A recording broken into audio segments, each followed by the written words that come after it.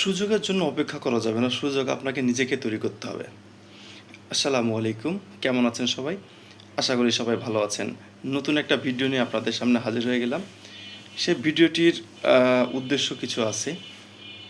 সেটা হচ্ছে আমরা আমাদের জীবনে চলার পথে অনেকে অনেকভাবে আমাদের জীবন পরিচালনা করি, কিন্তু জীবনে সাকসেস পেতে গেলে আমাদের কিছু নিয়ম, কিছু কৌশল অবলম্বন করে করে চলা দরকার, যার মাধ্যমে আমরা আমাদের জীবনের সাকসেসটা কি সেটার দেখা আমরা পাবো ইনশাআল্লাহ।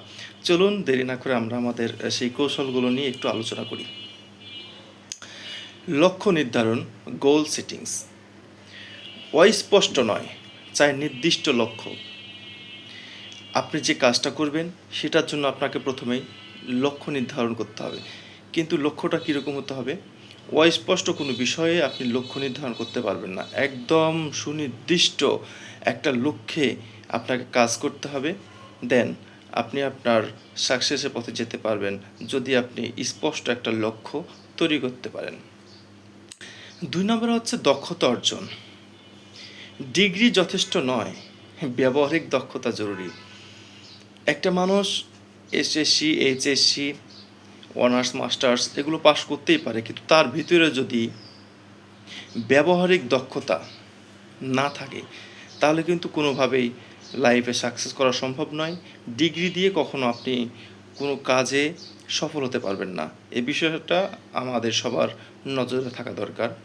3 নম্বর হচ্ছে সময় ব্যবস্থাপনা। সময়কে কাজে লাগানো। সময় মানে জীবন।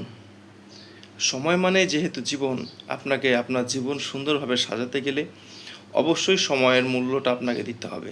সময়ের কাজটা আপনি অল টাইম সময় মতো করবেন, দেখবেন আপনি প্রতিটি পদক্ষেপেই সফল হবেন। 4 নম্বরে হচ্ছে অবিচলতা ও ব্যর্থতা। অবিচলতা ও ব্যর্থতা থেকে শিক্ষা। আপনাকে একটা কথা মাথায় রাখতেই হবে, ব্যর্থতা মানে শেষ নয়, এটা নতুন শুরু। আপনি যদি মনে করেন আপনি কোনো কাজে ব্যর্থ হয়েছেন, সেখান থেকে ভেঙে পড়েন, সেখান থেকে আপনি দূরে সরে যান, তাহলে আপনার দ্বারা কখনোই উন্নয়ন সম্ভব নয়। তাই আপনাকে বলছি, যখনই দেখবেন যে যে জায়গায় আপনি ব্যর্থ হয়েছেন, আপনি সেখান থেকে নতুন করে শুরু করুন, ইনশাআল্লাহ সফলতা আপনারই। সুযোগ তৈরি ও নেটওয়ার্কিং। সুযোগের জন্য অপেক্ষা নয়, নিজেই সুযোগ তৈরি করুন। এটা হচ্ছে একটা মূল একটা বিষয়, যে সুযোগ কিন্তু কখনো আপনাকে ধরা দেবে না, আপনাকে নিজেকেই সুযোগ তৈরি করে নিতে হবে। যে কোনো পরিস্থিতিতে যেইভাবেই হোক না কেন, আপনি একটা বিপদে পড়ে গেছেন, সেখান থেকে একটা সুযোগ আপনি বের করে নেন, যে কীভাবে সেখান থেকে বের হওয়া যায়। এসব পয়েন্ট যদি আপনি মাথায় রাখেন, ইনশাআল্লাহ আপনি আমি সবাই আমরা আমাদের যে কোনো কাজের সফলতা খুব সহজে পেয়ে যাব।